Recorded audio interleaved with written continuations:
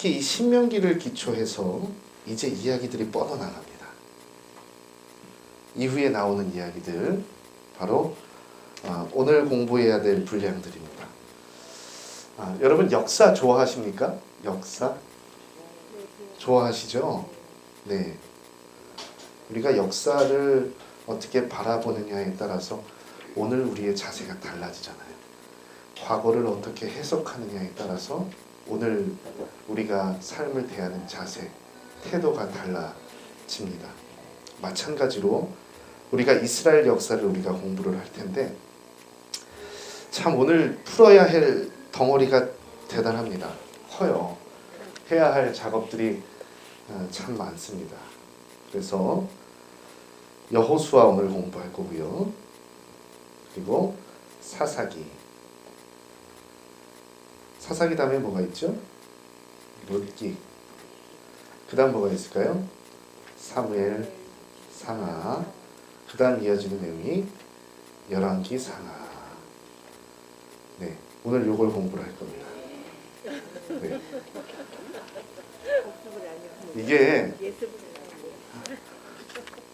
이게 대단하죠. 네, 그런데 이게 사실 다양한 사건이 있고 많은 이야기들이 있는데 우리 교재로 따지면 이게 분량이 많아요. 그런데 제가 생각을 했습니다. 이게 나중에 조금 여유가 있어서 구약을 이해하는데 심도 있게 이야기하기 위해서는 또 다른 작업들이 또 필요하긴 하거든요. 그래서 그거를 이제 먼저 들으려면 오늘 조금 무리를 해서라도 여호수아, 사사기, 룻기, 사무엘, 열왕기를 한 번에 끝내는 게 낫겠다. 제가 왜 이런 생각이 들었을까요? 이 여호수아, 사사기, 룻기, 사무엘, 열왕기가 이 신명기 관점에서 쓴 신명기 역사서이기 때문입니다. 관점이 같아요. 관점이 같다. 역사를 바라보는 관점이 같다. 신명기 역사서다 라고 이해를 해주시면 좋겠습니다. 우리가 성경 역사를 이해할 때 그 특징을 이해할 수 있어야 합니다. 이 성경 역사가 육하 원칙 기록에 의해서 기자들이 취조하듯이 풀어낸 역사가 아닙니다. 성경의 관심사는 그것이 아니죠. 그렇다고 사실을 외면하는 것도 아닙니다. 있는 그대로 있는 사실을 이것을 어떻게 믿음의 눈으로 바라볼 것인가, 믿음의 눈이 중요한 겁니다. 이게 관점입니다. 역사를 바라보는 다양한 관점이 있잖아요.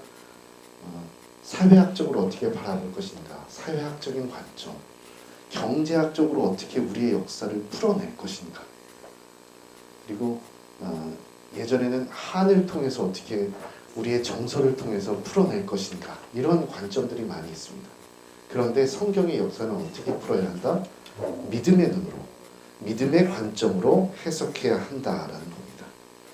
세상사를 어떻게 해석해요? 하나님의 손길로,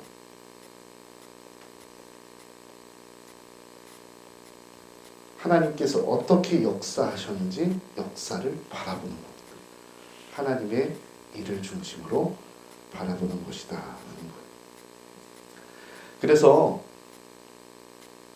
이 여호수아, 사사기, 룻기, 사무엘, 열왕기를 신명기 역사서라고도 부르고 학자들은 전기 예언서라고도 부릅니다. 전기 예언서. 들어보셨어요? 전기 예언서. 예언하면은 우리가 흔히 이거 지워도 될까요? 어떻게 넘어갈까요? 네, 넘어가겠습니다. 우리가 예언하면 우리가 흔히 떠올리는 게 이제 점쟁이를 생각을 하잖아요. 이제 미아리 고개 가면 그 점집들 참 많잖아요. 그런 미래일을 예측하는 걸로 생각을 합니다. 예측, 점, 주술, 이런 식으로 생각을 해요. 그런데 여기 전기 예언서에서 나온 예언은 여러분 예금 아시죠? 예금. 예금. 은행에서 우리가 예금을 들잖아요. 은행에다 돈을 맡기는 거 아닙니까? 하나님의 말씀을 선지자나 서기관들이 맡았다라는 거예요. 하나님의 말씀을 담지했다. 조금 어려운 말로 담지했다. 하나님의 말씀을 맡았다. 하나님의 말씀을 담고 있다. 이런 식으로 우리가 이해를 해야 합니다.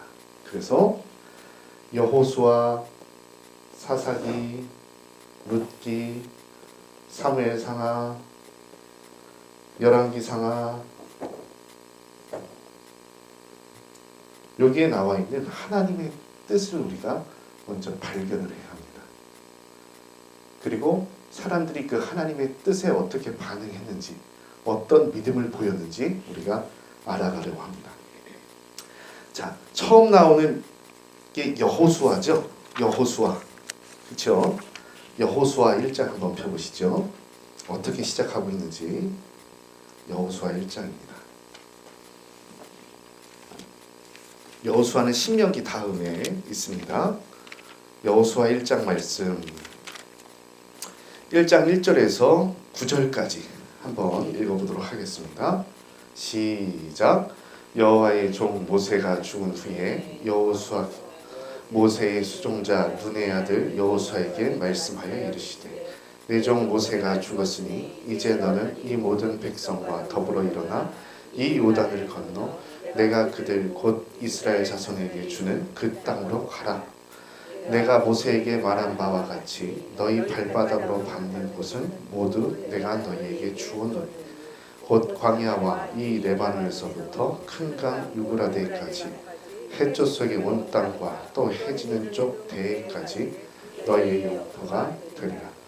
내 평생에 너를 능히 대적할 자가 없으니 내가 모세와 함께 있었던 것 같이 너와 함께 있을 것이며 내가 너를 떠나지 아니하며 버리지 아니하며 강하고 담대하라. 너는 내가 그들의 조상에게 맹세하여 그들에게 주리라 한 땅을 이 백성에게 차지하게 하리라. 오직 강하고 극히 담대하여 나의 종 모세가 내게 명령한 그 율법을 다 지켜 행하고 그러나 저러나 치우치지 말라. 그리하면 어디로 가든지 형통하리니 이 율법을 내 입에서 떠나지 말게 하며 주야로 그것을 묵상하여 그 안에서 기록된 대로 다 지켜 행하라. 그리하면 내 길이 평탄케 될 것이며 형통하리라. 내가 내게 명령하는 것이 아니라 강하고 담대하라. 두려워하지 말며 놀라지 말라. 내 하나님 여호와가 너와 함께 하시니라. 아멘. 아멘.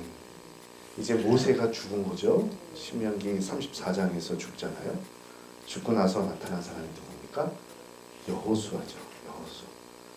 자, 여호수아에게 하나님께서 이야기하시는 거예요. 두 가지를 명령하십니다. 첫 번째 뭐죠? 강하고 담대하라. 강하고 담대하라. 두 번째가 뭡니까? 두 번째가 율법을 지켜 행하라. 하나님께서 원하시는 것, 여호수아에게 원하시는 겁니다. 그런데 이게 신명기 역사서에서 이야기하고 있는 겁니다. 신명기 역사서의 주제라고도 이야기할 수 있어요. 어떻게 해야 약속의 땅을 얻느냐? 강하고 담대하여 하나님의 말씀을 율법을 지켜 행할 때에 우리가 무엇을 얻습니까? 땅을 얻습니다. 땅을 얻어요. 어떻게 주신 땅에서 이 땅을 지키며 살 수 있습니까? 율법을 지켜 행할 때. 율법을 지켜 행할 때. 이방 나라들 두려워하지 않고 강하고 담대하게 오늘 주신 율법, 하나님의 말씀을 지켜 행할 때에 이것이 바로 신명기 역사서의 주제라고도 이야기할 수 있습니다.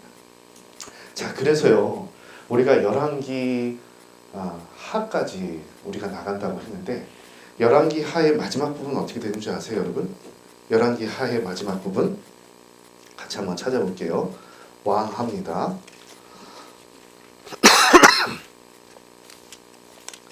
열왕기하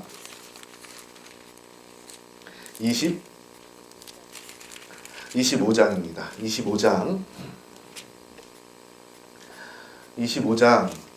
자, 25장 22절부터 18절부터 21절까지.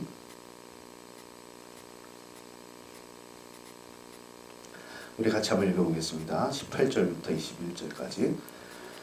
607면쯤에 있습니다. 같이 한번 읽어볼게요. 시작. 시위대장이 대제사장 스라야와 부제사장 스바냐와 성전 문지기 세 사람을 사로잡고 또 성중에서 사람을 사로잡았으니 곧 군사를 거느린 내시 한 사람과 또 성중에서 만난 왕의 시종 5사람과 백성을 징집하는 장관의 서기관 한 사람과 성중에서 만난 바 백성 60명이라. 시위대장 루부사라다니 그들을 사로잡아 가지고 라블라 바벨론 왕에게 나아가며 바벨론 왕이 하맛 땅 라블라에서 다 죽였더라. 이와 같이 유다가 사로잡혀 본토에서 떠났더라. 본토에서 주신 땅에서 어떻게 됩니까? 떠났더라.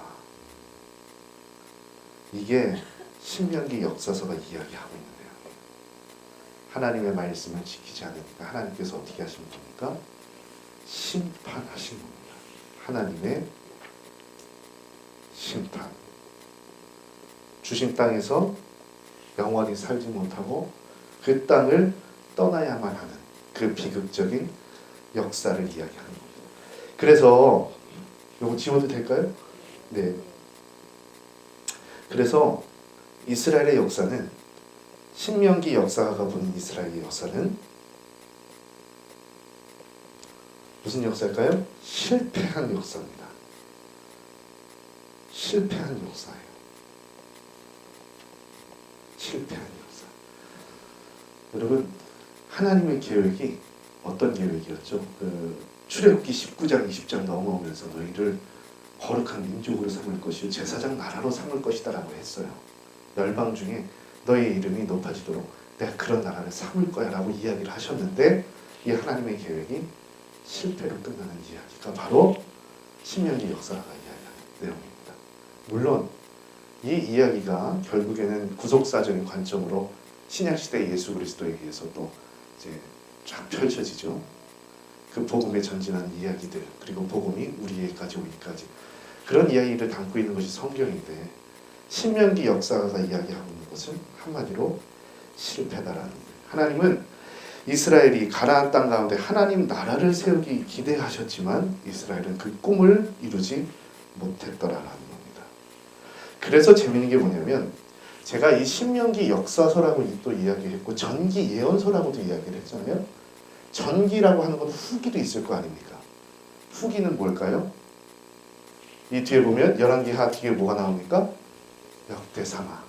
그 다음 뭐가 나오죠? 느헤미야. 그쵸? 그 다음 뭐가 나옵니까? 에스라. 맞습니다. 그게 후기예요.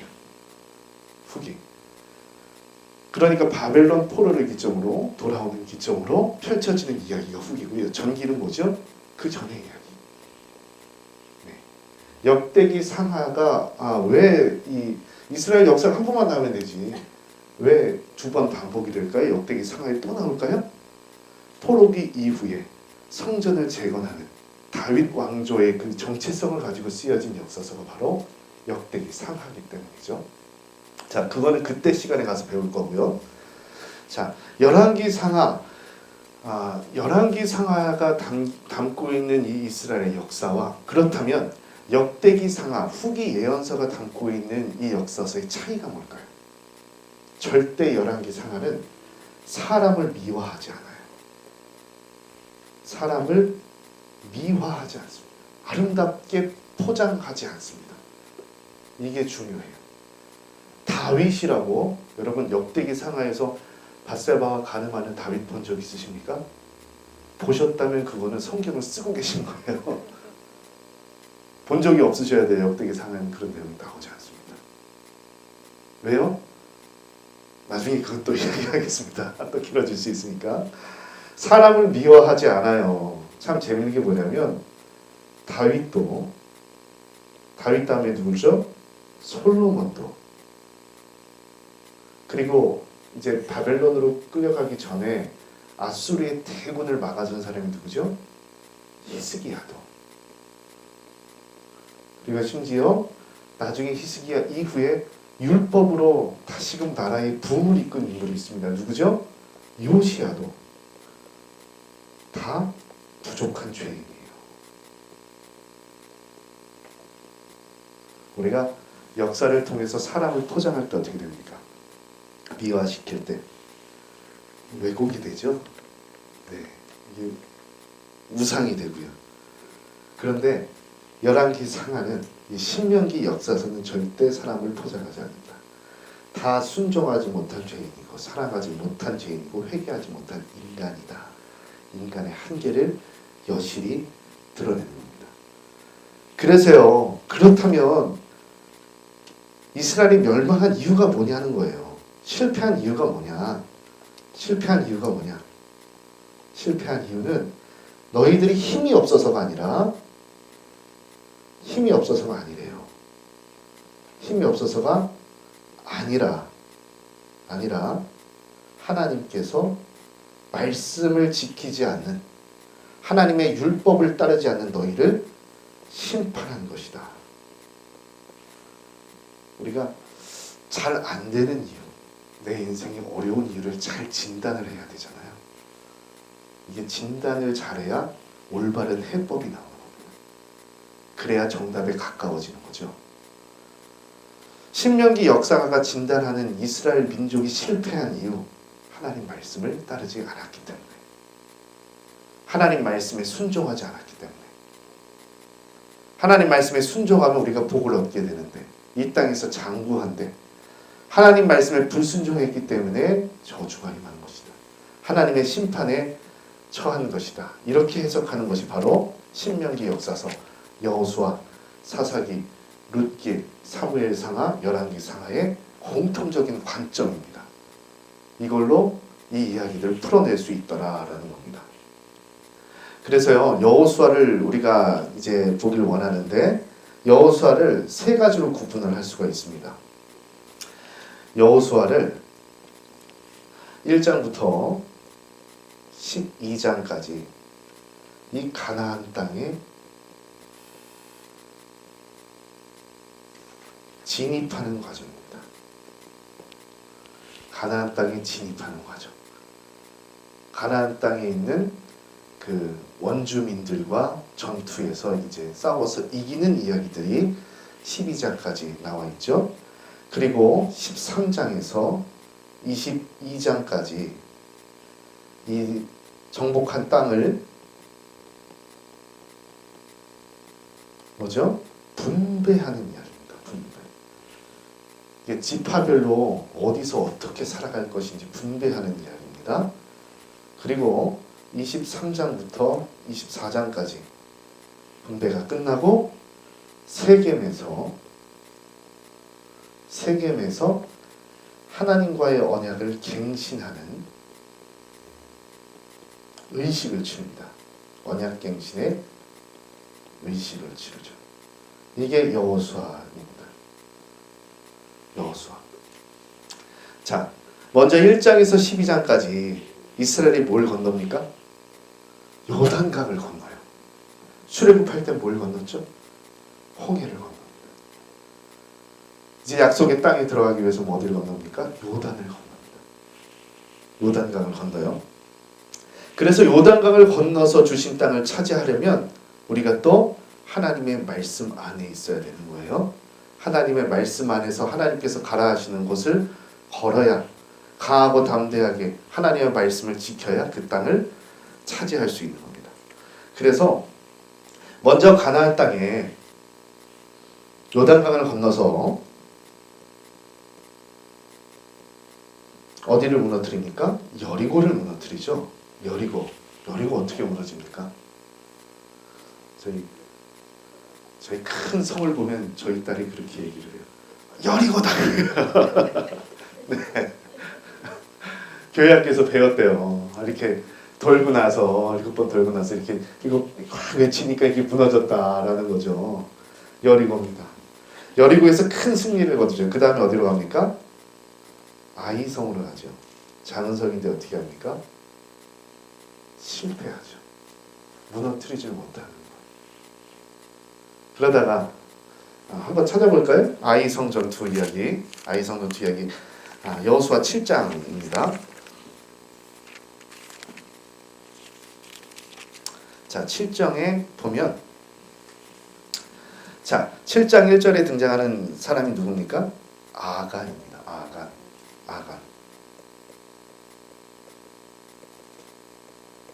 이 아간이 어떻게 해요?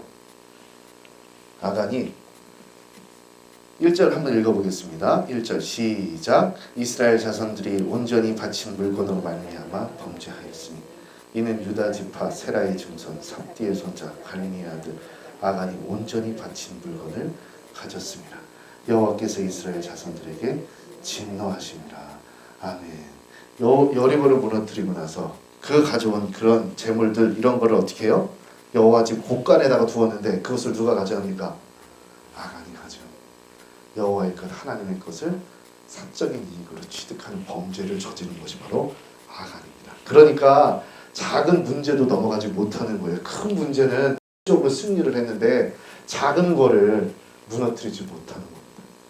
우리가 믿음의 분투에 있어서 가장 먼저 생각해야 될 것이 무엇이죠? 가장 먼저 생각해야 될 것이 내가 하나님 보시기에 정말 작은 죄악이 없는가? 정말 나는 하나님 앞에서 순결하게 깨끗한가? 예수 그리스도의 보혈로 정결케 되었는가? 라고 생각을 먼저 해야 되죠. 자, 그 다음에 어떻게 합니까? 기브온과의 싸움이 있죠. 기브온. 그 여세를 몰아서 어떻게 됩니까? 중남부에 있는 아모리 왕들과의 전투를 치릅니다. 네. 그리고 가나안 북방으로 진격을 하죠. 이게 처음에는 하나 이렇게 하는데 사람들이 이게 얘네들이 처음에는 그렇게 생각을 했나 봐요. 여리고를 무너뜨리기 전에는 야, 이상한 애들이 들어왔대. 얘네들 뭔데? 광야에서 그냥 떠들던 애들이야. 옛날에 정말 기적처럼 이집트에서 나왔는데 그런데 이렇게 40년 동안 뺑뺑이 광야에서 돌다가 그냥 어떻게 들어왔대. 그랬는데 막 승리를 하잖아요. 기적처럼 승리하는 거 아닙니까? 이 사람들이 무슨 군사 훈련을 받았겠어요. 기적처럼 승리를 하죠. 그러다 보니까 거기 가나안에 있던 왕들이 연합하기 시작합니다. 연합해가지고 전투 몇 번 치르지도 않아요. 나중에 가가지고 물론 치열하게 전투를 치르죠. 막 밤낮 세워가지고 여호수아가 뭐 달아 뭐 해야 멈춰라 막 그런 이야기도 하지 않습니까? 그런 이야기가 여호수아에 쭉 나와 있는데 이제 연합해가지고 모여있는 적을 소탕하는 것이 바로 이제 여호수아 12장까지의 내용이 바로 그 내용입니다. 그리고 나서 이제 12장 한번 볼까요? 차지한 이제 요단 동편과 서편의 그 이제 모세가 정복한 왕들과 여호수아가 정복한 왕들의 리스트가 쫙 나옵니다. 모세가 정복한 왕들 뭐죠? 아르논 골짜기에서 헬몬산까지 동쪽 아라바를 차지하고 그 땅에서 쳐 죽인 왕들은 이러하니라. 요단강을 건너기 전 이제 그 동편에 있는 왕들에 대한 리스트가 쭉 나오고요. 그리고 7절 보시면 여호수아가 정복한 왕들의 이름이 쫙 나오죠. 네, 이렇게 해서 여호수아의 정복 전쟁이 끝이 나는 거예요. 그 다음에 바로 사실 전투에 대한 이야기보다 땅 분배에 대한 이야기가 더 많아요. 이게 우리가 여호수아서를 딱 대할 때 이거는 싸우는 얘기다라고 생각을 하는데 사실은 분배하는 이야기가 더 많아요. 그리고 마지막 23장, 24장에 가서는 결단하는 이야기입니다. 그러니까 이게 이렇게 생각을 할 수 있어요. 이게 전쟁은 하나님께서 이기게 하시면 쉽게 이길 수 있어요. 사람의 성공도 마찬가지잖아요. 하나님께서 예비하신 성공 얻을 수 있습니다. 그런데 그걸 지키는 게 더 중요하죠. 그것을 어떻게 내가 끝까지 가지고 갈 것인가, 이게 더 중요한 거예요. 사람도 마찬가지로 한 세월을 걸쳐서 사람이 이룰 수 있는 성공은 정해져 있어요. 그런데 그것을 어떻게 내 것으로 끝까지 지켜나갈 것인가, 이것이 더 중요하다는 말씀입니다. 자, 그래서 보면 자, 가나안 땅을 분배하는 이야기 13장에서 22장까지 이 이야기는 가나안 땅을 어떻게 분배했는가라는 정신에 대해서 나옵니다. 우리 14장 1절에서 2절까지 한번 읽어보도록 하겠습니다. 14장 1절에서 2절 같이 읽어볼게요. 시작. 이것은 이스라엘 자손이 가나안 땅에서 받은 기업 곧 제사장 엘르아살과 눈의 아들 여호수아와 이스라엘 자손 지파의 족장들이 분배한 것이라. 여호와께서 모세에게 명령하신 대로 그들의 기업을 제비 뽑아 9지파와 반 지파에게 주었으니 뭐 어떻게 합니까? 제비를 뽑아요. 분배는 제비다.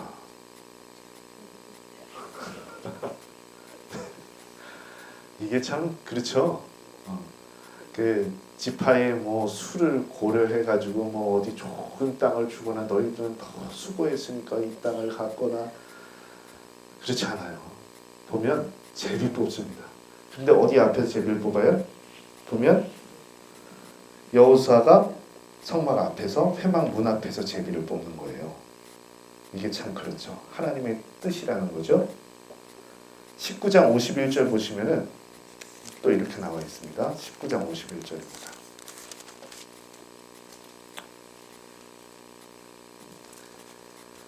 같이 읽어볼게요. 19장 51절 말씀 읽겠습니다. 시작. 제사장 엘르아살과 눈의 아들 여호수아와 이스라엘 자손의 지파의 족장들이 실로에 있는 회막 문 여호와 앞에서 제비 뽑아 나는 기업이 이러하니라.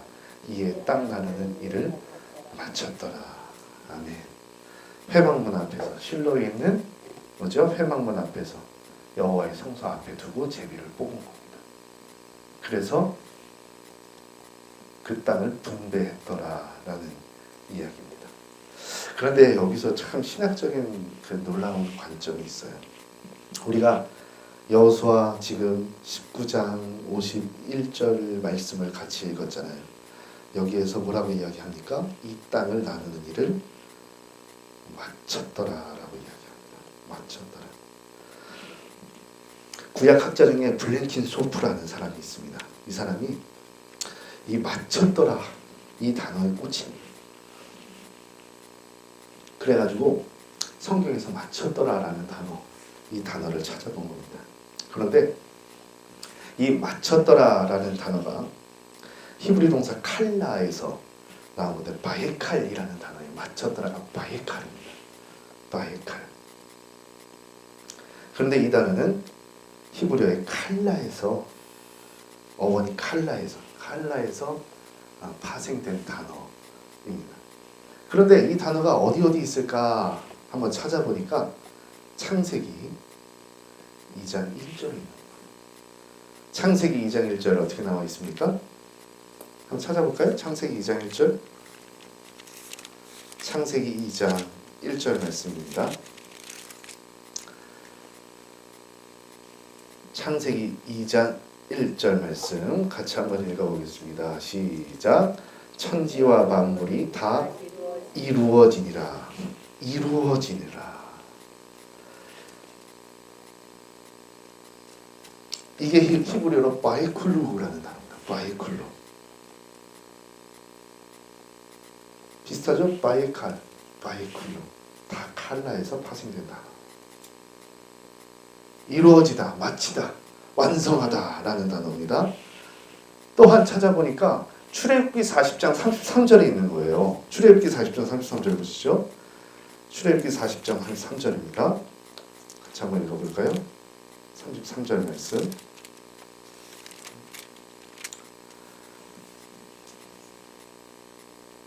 함께 읽겠습니다. 시작.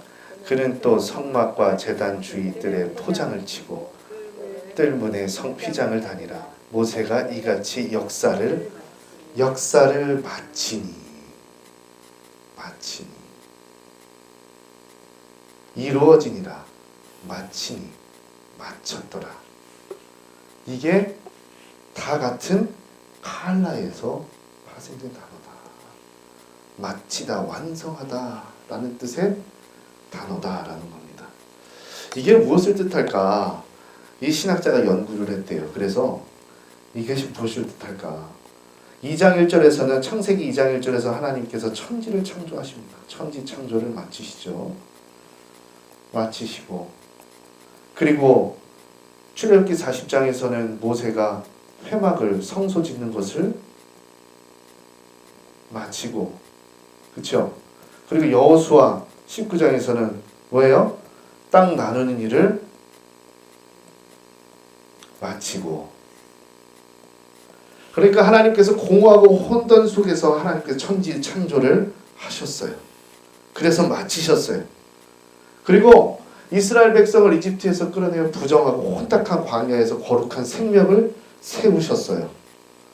그리고 기나긴 유랑 가운데서 여호수아를 통해서 그 땅을 점령하게 하시고 그 분배를 마쳤어요. 이게 다 뭐죠? 하나님의 역사라는 겁니다. 하나님의 역사. 하나님께서 하시는 일. 뭐예요? 천지를 창조하시는 일을 합니다. 그리고 성소를 세우셔서 예배를 받으시는 거예요. 그리고 어떻게 우리에게 기업을 주셔서 그 기업에서 영광을 받으시는 거예요. 이것이 바로 하나님의 사역이다. 하나님의 역사다. 그래서 함께 사는 집을 지어 가시는 하나님. 이게 신학적인 용어로 오이코보도스라고 합니다. 그래서 이 집안에서 우리가 식구가 되는 거예요. 함께 하나님의 가족이 되는 것이다. 선택받은 민족이 되는 것이다. 라는 이야기입니다. 그렇다면 하나님께서 이 땅을 이렇게 세워가시고 마치시고 하시는데 이 여호수아를 통해서 이루시는 그 마지막은 무엇일까라는 거죠. 여호수아 24장 말씀 같이 한번 펴보겠습니다.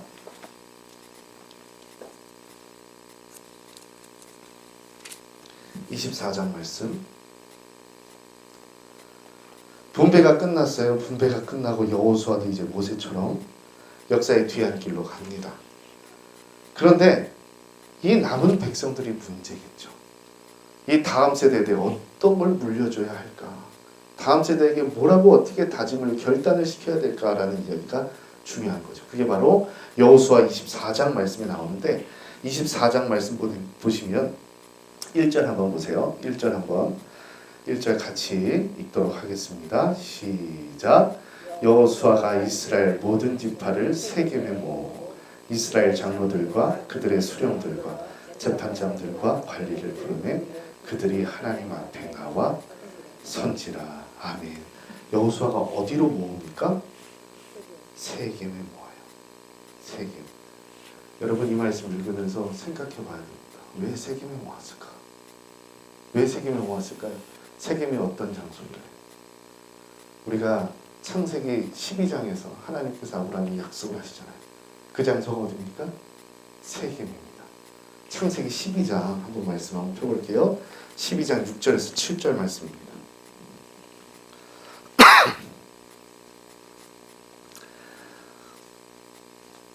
6절에서 7절 말씀 같이 한번 읽습니다. 창세기 12장 6절에서 7절 14년쯤에 있습니다. 창세기 12장 6절에서 7절 함께 읽습니다. 시작.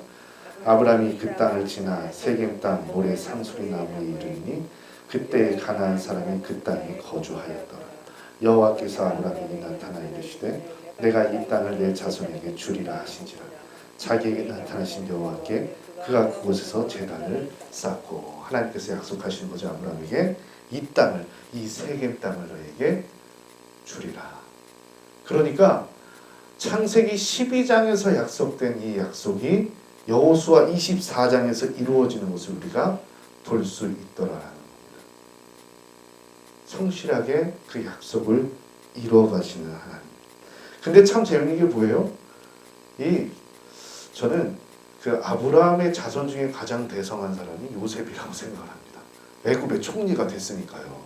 그런데 그가 죽을 때 이런 유언을 합니다. 50장입니다. 창세기 50장 24절에서 26절입니다.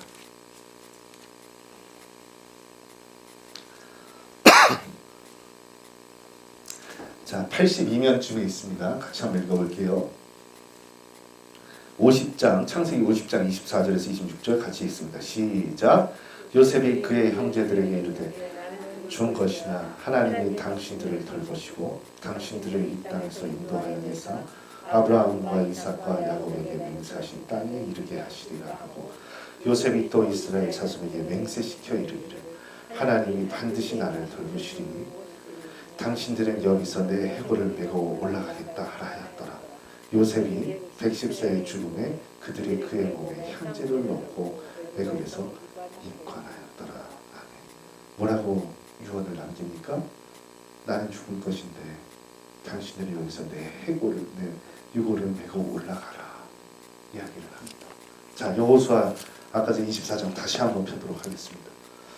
어떤 이야기가 있는지 24장 32절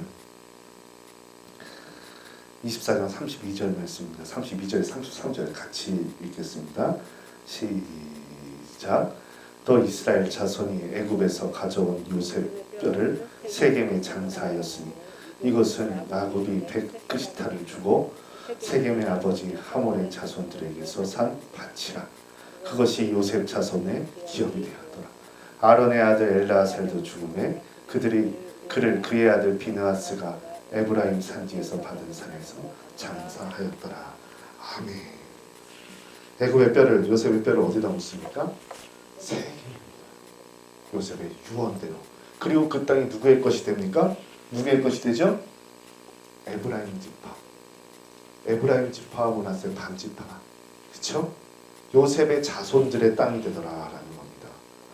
저는 왜 요셉이 이 세겜 땅을 꿈꾸었을까라는 생각에 한번 초점을 맞춰봅니다. 그 조상의 언약을 알았다는 거죠. 아브라함의 언약을 알았다는 겁니다. 내 조상입니다. 하나님에 대한 특출난 신뢰가 있었던 사람, 바로 요셉이죠. 그 요셉의 유언이 마지막 실현되면서 여호수아 24장이 마치는 겁니다. 그래서 뭐예요? 우리가 이 여호수아 24장을 보면서 학자들도 이렇게 이야기하는 사람이 있습니다. 그러므로 인 세겜에서 세겜까지다. 세겜에서 세겜까지다. 세겜에서 세겜까지. 모세 5경이 아니라 모세 6경이다 라고 이야기하는 사람도 있습니다. 여호수아까지 우리가 쳐야 된다. 그래야 하나님 말씀이 아브라함을 향한 자손에 대한 자녀에 대한 약속과 땅에 대한 약속, 그리고 그 민족을 창대하겠다라는 그 약속이 이루어지는 것이 여호수아 24장이기 때문에 그렇게 이야기하는 학자들도 있습니다. 자, 여호수아가 이렇게 끝난다면 사사기입니다. 자, 이제 사사기인데요. 이 사사기의 내용은 뭡니까? 사사기는 여호수아와 사무엘 상하를 이어주는 다리 역할을 하는 겁니다. 참 재밌는 게 여호수아가 점령하지 못한 땅 목록이 나오거든요. 그것이 바로 여호수아 13장에 쫙 나와요. 그 땅을 이제 이스라엘은 점령을 해 나가야 합니다. 그런데 점령했을까요? 못했을까요? 힘이 세면 점령하는 듯 싶었다가 힘이 약하면 어떻게 되죠? 그 원주민과 토착민들에게 어려움을 겪는 이야기가 바로 사사기입니다. 그래서 사사기 내용을 보면요, 참 재미있는 게 여호수아는 정말 말씀이 딱 떨어지면 일사불란하게 움직이죠. 일치된 순종으로 움직입니다. 그런데 이 다음 세대들이 어떻게 움직여요? 그냥 지파별로 그냥 각계 전투하기 시작합니다. 이게 달라요. 그래서 여호수아가 이야기하고 있는 내용은 긍정이에요. 하나님 말씀을 따르면 이렇게 성공한다. 이렇게 형통한다. 그런데 사사기는 뭐죠? 불순종하면 이렇게 너희들이 어려움을 겪는다. 이게 사사기입니다. 여실히 다릅니다. 사사기와 여호수아는 완전히 다른 책이다 라고 생각을 하시면 되더라라는 거예요. 자, 사사기를 크게 세 단락으로 구분할 수 있습니다. 첫 단락은 1장 1절부터 2장 5절까지 인트로예요. 소개입니다. 도대체 여호수아 이후에 어떤 이 일상들이 펼쳐지는지에 대한 이야기. 서론입니다. 그리고 둘째 단락입니다. 둘째 단락은 2장 6절에서 16장 31절까지입니다. 하나님께서 이스라엘 지파들을 구원하기 위해서 용사들을 뽑으세요. 영웅들이라고 생각하시면 돼요. 이 사사라는 말이 히브리어 쇼페팅에서 왔거든요. 그러니까 왕은 아닌데 내 권력을 뒤에 자손들에게 이양하지는 않는데 이런 뭔가의 그런 왕관을 이루진 않는데 잠깐 군사를 이용해서 구원하는 사람들이 바로 쇼페팅 영웅들이다 라고 생각을 하시면 됩니다. 그리고 17장에서 21장까지 어떤 내용이죠? 이스라엘 사회 내부에서 일어난 아주 그냥 정말 입에 담기 힘든 그런 이야기들, 아주 사사기의 한계를 여실히 보여주는 이야기가 이 17장에서 21장까지의 내용이죠. 그래서 결국에 뭡니까? 이 사사기의 주제가 뭐예요? 다음 세대에게 어떻게 신앙을 전달할 것인가. 이게 첫 번째 주제입니다. 다음 세대에게 어떻게 신앙을 전달할 것인가. 두 번째 주제는 뭐죠? 사사기에 흔히 등장하는 말이 있습니다. 뭘까요? 그때 이스라엘의 왕이 없었으므로 자기의 소견대로 옳은 대로 행하였더라 라는 이야기가 부지기수로 나와요. 뭐 17장 6절에서 나오고 18장 1절에서 나오고 21장 25절에서 나오고 19장 1절에서 나오고 그때 이스라엘 왕이 없으므로 사람이 자기 소견대로 행하였더라. 그래서 결국 뭡니까? 왕은 누구인가? 진정한 왕은 누구인가? 이게 두 가지 주제입니다. 사사기의 두 가지 주제입니다. 그래서 사무엘상하로 이어지는 거예요. 왕에 대한 이야기로. 아, 진짜 왕은 누구일까? 그런데 사실 여기 나와 있는 게 이스라엘의 왕이 없으므로 자기의 소견대로. 왕이 필요하다는 거예요? 안 필요하다는 거예요?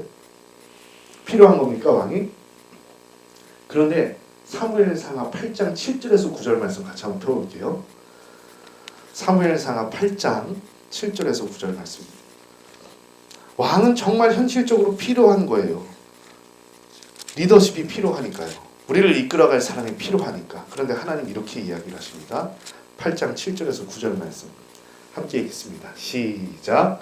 여호와께서 사무엘에게 이르시되 백성이 내게 한 말을 다 들으라. 이는 그들이 너를 버림이 아니요 나를 버려 자기들의 왕이 되지 못하게 함이니라. 내가 그들을 애굽에서 인도하여 낸 날부터 오늘까지 그들이 모든 행사로 나를 버리고 다른 신들을 섬긴 내게도 그리하는도다. 그러므로 그들의 말을 듣되 너는 그들에게 엄히 경고하고 그들을 다스릴 왕의 제도를 가르치라. 하나님 뭐라고 하세요? 나를 버렸다라고 이야기하는. 이게 되게 그러므로 그런즉 그 이스라엘의 왕이 없으므로 이 말이 수사학적으로 참 이중적인 의미를 지닙니다. 현실적으로 정말 왕이 없어가지고 얘네들이 정말 소위 말하는 개판이야. 정말 맨날 불순종하고 그 원주민들의 학대받고 이방인들에게 학대받고 하나님 도와주세요 그러면 사사를 세워가지고 다시 구원하고 그런 너희들이 정말 그런 상황이야. 그런데 나는 사실 너희들의 왕이 되고 싶어. 이런 이야기입니다. 진짜 왕은 뭐야? 사람이 아니라 나야. 너희들을 이끌어갈 사람은 사람이 아닌 거야. 나야. 그렇게 이야기하시는 거예요. 사실 하나님께서 뭐라고 이야기하십니까? 제사장 나라가 되게 하신다고 했죠. 제사장 나라가 뭐죠? 레위인들에 의해서 다스려지는 나라예요. 제사장 나라. 그래서 각 지파별로 레위인들을 이렇게 쫙 뿌려놓죠. 그리고 중앙 성소를 두잖아요.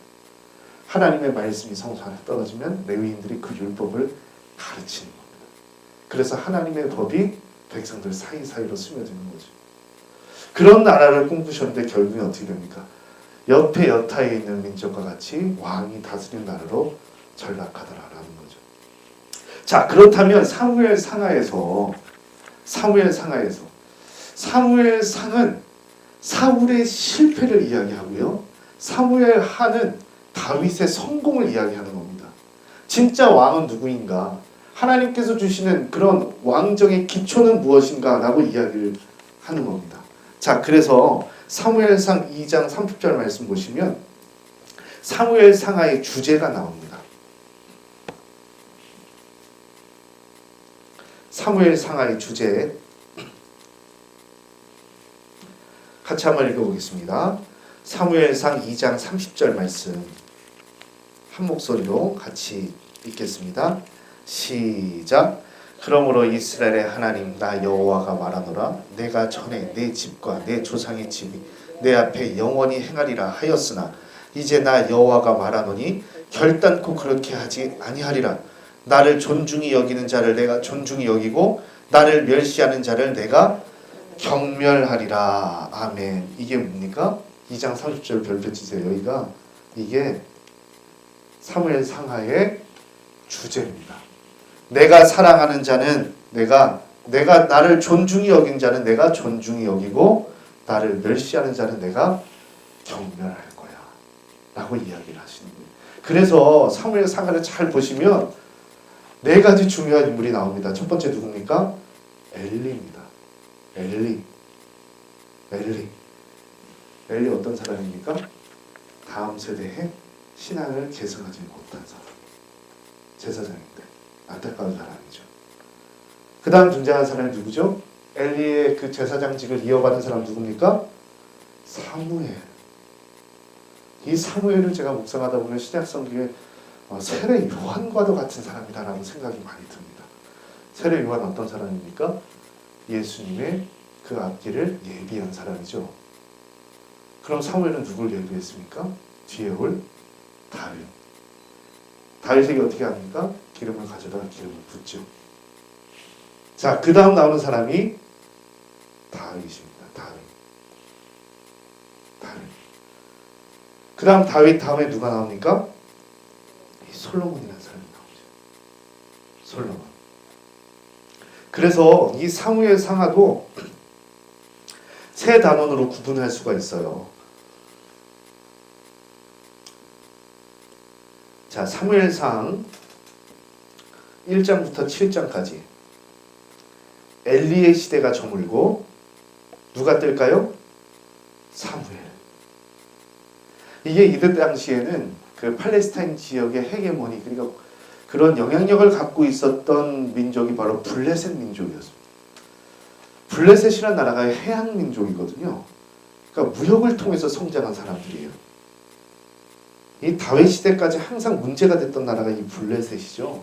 이 블레셋이 요즘 어디입니까? 가자 지구죠. 팔레스타인. 네, 지금도 전쟁하고 있어요. 아주 그냥 대단합니다, 이 사람들은. 이스라엘과 이 블레셋의 그 뿌리 깊은 원한 관계라는 게 대단한 거죠. 그런데 블레셋과의 전쟁에서 어떻게 됩니까? 이스라엘이 패해요. 왜 패할까요? 블레셋은 철제 무기가 있었거든요. 철을 생산해서 이게 재련해가지고 그래서 무기로 만들 줄 알았어요. 그러니까 이스라엘이 지죠. 결국에 이스라엘을 구원한 사람 이 다윗 시대까지 오기 전까지는 번번이 패합니다. 사울 왕도 그 용맹하다는 사울 왕도 블레셋 사람 앞에 서면 작아지죠. 거의 요나단을 앞장서고 뒤에서 이렇게 숨어 있잖아요. 나중에 보면 사무엘상하 그런 내용입니다. 자, 그런데 이 블레셋과의 전쟁에서 결정적인 게 뭐냐면 법궤, 언약궤를 잃어버려요. 그래서 빼앗깁니다. 지성소에 있어야 될 하나님의 궤가 하나님의 구원을 상징하는 그 이집트의 출애굽을 상징하는 법궤, 이 법궤를 빼앗겨 버리더라라는 거죠. 그런데 이 궤가 언제 들어오죠? 다윗이 왕이 되어서 가장 먼저 한 일이 하나님의 법궤를 데리고 온 거예요. 다윗성. 아직 성전이 지어지기 전입니다. 그때 하나님의 궤가 들어올 때 어떻게 합니까? 다윗이 뛰고 놀고 춤추며 하나님을 찬양하죠. 다윗은 알았던 거예요. 이 하나님의 궤가 무엇의 상징이다? 임재의 상징이다. 주의 임재의 상징이다라는 거죠. 자, 그리고 사무엘상 8장에서 15장까지 누가 다스리던 시대입니까? 사울이 다스리던 시대입니다. 1장에서 7장이 엘리의 시대를 저물고 사무엘이 마지막 사사로 다스리던 시대였다면 8장에서 15장은 사울이 다스리던 시대입니다. 그리고 드디어 다윗이 16장에서 31장까지 다윗이 등장합니다. 근데 다윗이 어떻게 해요? 사울의 미움을 받죠. 참 한 일이라고는 블레셋과의 그 원수와의 싸움에서 이긴 것밖에 없는데, 그 거인 장수 골리앗을 쓰러뜨린 것밖에 없는데, 여자들의 노래를 듣고 천천히요 만만히요, 사울은 천천히요 다윗은 만만이다, 그 소리를 듣고 어떻게 됩니까? 마음에 격동하는 마음이 일어서 다윗을 죽이고자 쫓아갑니다. 무려 10년 이상. 기름 부음 받은 거는 아마 소년 때였을 거예요. 막내였으니까요. 아직 홍조가 떴던 막내였으니까. 그런데 어떻게 됩니까? 사무엘하 5장 4절에 보면 다윗이 왕에 이를 때 나이가 30세였더라 라고 이야기를 하죠. 그때까지 사울이 어려움을 준 거예요. 그래서 참 재밌는 게 다윗의 여정을 보면 참 재밌는 게 이렇습니다. 처음에 어디로 갑니까? 라마나요스로 갑니다. 사울의 궁궐을 떠나서 막 창을 집어던지고 막 난리도 아니니까. 그래서 간 곳이 베들레헴. 그랬다가 노스로 갑니다. 노베에 있는 제사장들을 만나죠. 그리고 가드왕 아기스에게 찾아갑니다. 아기스에게 가서 미친 척을 하죠. 수염에 침을 묻히고 미친 척을 해서 결국 살아납니다. 그 다음에 아둘람굴로 갑니다. 그 다음에 모압으로 갑니다. 모압 미스베로. 그리고 그일라로 갑니다. 그일라를 떠나 십광야로 갑니다. 여러분 이게 참 이런 그 고난을 당하면 이 집이 없는 거 아닙니까? 여기저기 떠돌아 다니면 참 어려울 거예요. 살맛이 안 날 겁니다. 그럼에도 불구하고 이 기간에 지어진 것이 뭐죠? 시편이죠. 네, 하나님을 찬양했다는 거 아닙니까? 인생의 어려움을 하나님을 향한 기도로 승화시키는 거예요. 광야 남쪽에 있는 광야 아르바로 가죠. 그리고 엔게디 강으로 돌아옵니다. 그리고 다시금 아기스에게 돌아가요. 그 다음 어디로 갑니까? 시글락으로 갑니다. 시글락에서 어떤 일이 있어요? 아말렉에게 또 어려움을 당하죠. 가족들 다 빼앗기지 않습니까? 그러다가 어떻게 됩니까? 사울이 죽었다는 소리를 듣고서 다시금 돌아오죠. 이것이 어떻게 보면 다윗의 젊은 날이었다라는 겁니다. 이렇게 고생을 했더라라고. 그런데 이 사무엘상이 이렇게 31장으로 해서 사울의 죽음으로 해가지고 끝이 나거든요. 우리 사무엘상 31장 말씀 같이 한번 보겠습니다. 사울과 요나단 죽음에서 끝이 나요. 31장 1절에서 2절 말씀 같이 한번 읽겠습니다. 같이 읽습니다. 시작. 블레셋 사람들이 이스라엘을 침해 이스라엘 사람이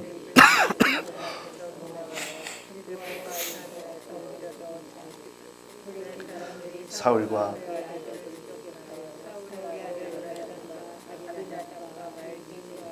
죽이니라. 5절에서 6절 같이 읽습니다. 시작. 무기를 든 자가 사울이 죽음을 보고 자기도 자기 칼 위에 엎드려져 그와 함께 죽으니라.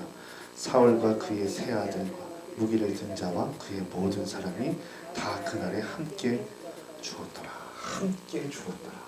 사울 가문을 보죠. 멸망을 이야기하는 겁니다. 멸망. 그럼 우리는 그래서 사무엘상 2장 말씀에 그 말씀에 우리가 집중해야 돼요.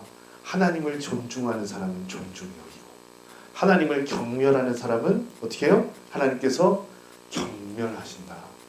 엘리 지파를 보지 않았냐? 엘리의 그 자손들을 보지 않았냐? 사울과 사울의 자손들을 보지 않았냐? 하나님께서 싫어하시는 사람 하나님께서 싫어하시고 하나님을 존중히 여긴 사람 나도 너희를 존중하겠다 라고 이야기하는 겁니다. 그래서 참 재밌는 게 다윗의 이름의 뜻이 뭘까요? 사랑받은 자입니다. 사랑받는 자. 사랑받는 사람. 그래서 사무엘상하의 주제를 이야기한다면 하나님께서 누구를 사랑하시냐는 거예요. 하나님께서 누구를 사랑하시죠? 네, 하나님 말씀에 순종하는 사람 사랑하시는 거예요. 하나님 말씀에 순종하는 사람.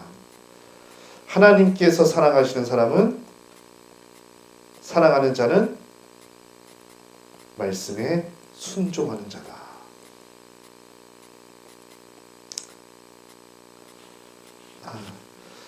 여러분, 이게 사무엘상하인데 사무엘하부터 다음 시간에 시작하겠습니다. 네, 죄송합니다. 이게 시간이 참 그러네요. 준비한 건 많은데 뭐 반 했으니까 네, 어떻게든 좀 성경 좀 들잡고 좀 빨리빨리 해보려고 그랬는데 죄송합니다. 이게 다음 시간에도 하고요. 열왕기 상하까지 쭉 한번 해보고요. 그리고 나중에 시간이 되면 제가 이게 성경의 지리를 공부하는 게 정말 중요하거든요. 지리를 알면 성경이 막 살아납니다. 막 귀에 들려오고 눈으로 보여지고 막 그래요. 그래서 나중에 한번 그렇게 시간을 갖도록 하겠습니다. 네, 수고했습니다. 자, 기도하겠습니다. 하나님 감사합니다. 부활절임에도 이렇게 하나님 말씀 더 깊이 보기 위하여서 주님 전에 나와 하나님 말씀 연구하게 하심에 감사를 드립니다. 부족하고 연약하지만 주의 말씀 주셨사오니 최선을 다하여 하나님 말씀 공부하게 하여 주시고 그에 따라 우리의 삶도 성숙할 수 있도록 주님 인도하여 주시옵소서. 하나님을 더욱 사랑하는 자 되게 하여 주시고 그리하여서 하나님을 사랑했던 사람들이 누렸던 그 하늘 복락들, 그 기름진 풍요들 날마다 누리며 나아가는 우리 되게 하여 주시옵소서. 오늘도 우리를 너무나도 사랑하셔서 부활의 능력으로 이끄시는 예수 그리스도의 이름으로 기도 올리옵나이다. 아멘.